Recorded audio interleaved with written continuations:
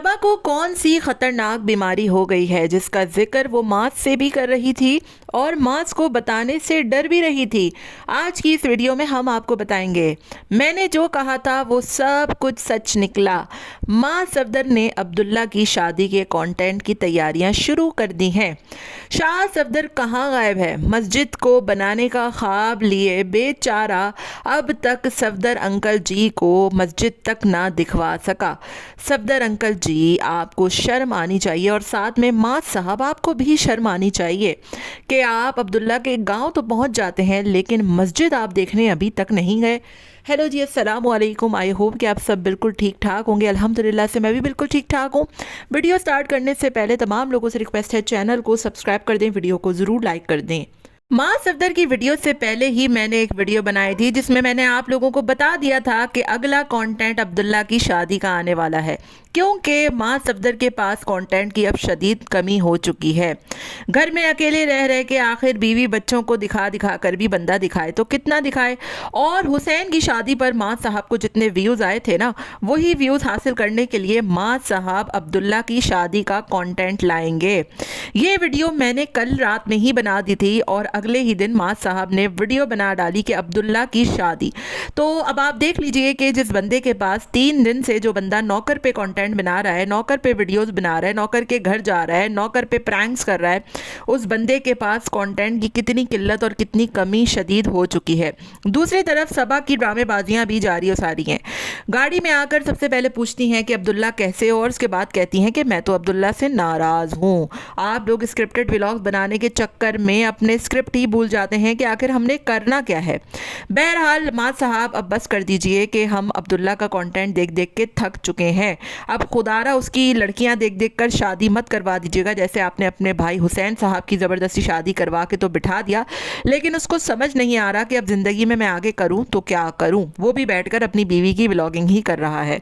Anyway, सबा के हवाले से बात करूंगी तो सबा को पोस्टमार्टम डिप्रेशन हो गया है, जो कि प्रेगनेंसी के पास मोस्टली लेडीज़ को हो जाता है। इसमें कोई नई बात नहीं है, लेकिन सबा को हर चीज़ हुड़ा हुड़ी करके और हु हा करके बताने की आदत है।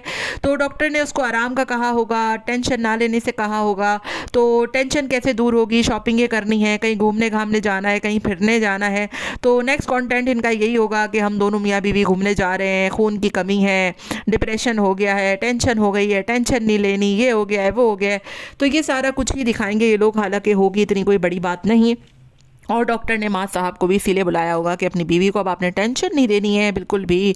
और अब ये होगा कि आंटी जी जो है वो पहले थोड़ा थोड़ा आती थी, अब सारा दिन ही आंटी जी इनके यहीं पड़ी हुई होंगी, जो कि एज यूजुअल हम इनकी वीडियोज़ में देखते भी हैं, जो कि आंटी जी बिल्कुल ही बिछी चली जाती है माज और सबा के पास। एनीवेज, मोस्ट इंपॉर्टेंट टॉपिक पर बात करूँगी शाज के हवाले से कि शाज साहब कहाँ गायब हैं। 3 दिन हो गए हैं, क्यों अब तक सफदर अंकल जी शाज के कहने पर मस्जिद देखने नहीं गए? शाज तो बहुत अच्छा काम कर रहा था कि उसने सोचा कि मैं मस्जिद की तामीर कराता हूँ, उसने अब्बू जी को मिलवाया। और माँ साहब पे मुझे हैरत हो रही है कि वो, हालांकि उनकी इतनी ह्यूज पब्लिक है, अपना बिजनेस है, वो 50 लाख का अपने घर पे काम करवा सकते हैं, तो क्या वो नहीं अपनी मस्जिद बनवा सकते? क्या वो शाज की हेल्प नहीं कर सकते? क्या वो शाज के कहने पर मस्जिद देखने नहीं जा सकते थे? क्या वो अब्बू जी को कन्विंस नहीं कर सकते थे?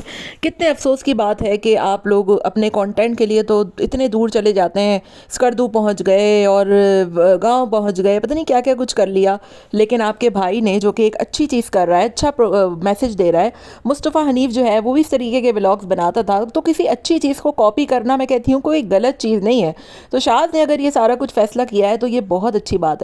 लेकिन अफसोस मुझे इस बात का होता है कि शाज की किसी भी अच्छी चीज़ को ये लोग ना अप्रिशिएट करते हैं, ना उसको प्यार करते हैं। जबकि माँ साहब छुपकली वाले केक भी काटें, छुपकलियों के केक भी बनाएं तो भी ठीक है, जबकि शाज जो है वो अगर मस्जिद की तामीर भी करवाए तो उसके लिए कोई उसका सपोर्ट नहीं करता है। तो देखते हैं कि सफदर अंकल जी जो है वो कब जाते हैं, कब आता है शाज का व्लॉग, और बेचारा शाज जो है वो, उसने जो इरादा किया है वो इन चीज़ों पर पूरा उतरता भी है या नहीं। और माँ साहब के आने वाले व्लॉग में अब सबा की बीमारी, अब्दुल्ला की शादी, बस यही कुछ रह गया है। हालांकि वो चाहे तो शाज को बहुत अच्छे से सपोर्ट करके उस कंटेंट को भी लेकर चल सकता है, जो कि एक अच्छी भी चीज़ है। ज़रूरी थोड़ी है आप सारा दिन अपनी बीवियों को, माओ को, बहनों को दिखा दिखा कर ही कंटेंट बनाएं। अल्लाह के घर की तामीर कराएं, उसको मैसेज दें, उसको पैगाम पहुँचाएँ। लेकिन अफसोस होता है मुझे माँ साहब को देख कर के उनके पास सिवाय इस चीज़ों के कोई कंटेंट अब बचा ही नहीं है। आपका क्या ख्याल है कमेंट में ज़रूर बताइएगा। मिलते हैं नेक्स्ट वीडियो में। Till then take care, tata bye bye, अल्लाह हाफिज़।